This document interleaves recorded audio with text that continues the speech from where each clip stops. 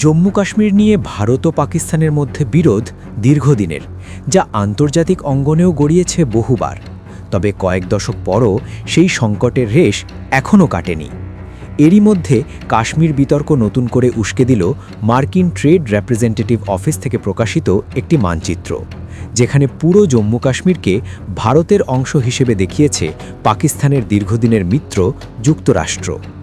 এমনকি পাকিস্তান নিয়ন্ত্রিত কাশ্মীরের পাশাপাশি চীন নিয়ন্ত্রিত আকসাই চীন এলাকাকেও দেখানো হয়েছে ভারতের ভূখণ্ডের অন্তর্ভুক্ত হিসেবে।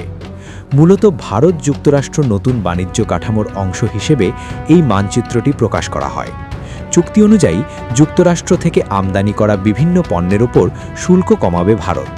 তালিকায় রয়েছে বাদাম, ফল, শস্য ও প্রক্রিয়াজাত খাদ্যপণ্য। এর আগে ভারত থেকে আমদানিকৃত পণ্যের ওপরও শুল্ক কমাতে সম্মত হয়েছিল ওয়াশিংটন। মার্কিন দপ্তরের এমন মানচিত্র প্রকাশে বড় ধরনের অস্বস্তিতে পড়েছে পাকিস্তান। সম্প্রতি পাকিস্তানের প্রধানমন্ত্রী শাহবাজ শরীফ এবং সেনাপ্রধান আসিম মুনির একাধিকবার যুক্তরাষ্ট্র সফর করেছেন। দ্বিপাক্ষিক সম্পর্কের উষ্ণতা নিয়ে নানা আলোচনা থাকলেও কাশ্মীর ইস্যুতে ওয়াশিংটনের এই অবস্থান ইসলামাবাদকে হতাশ করেছে।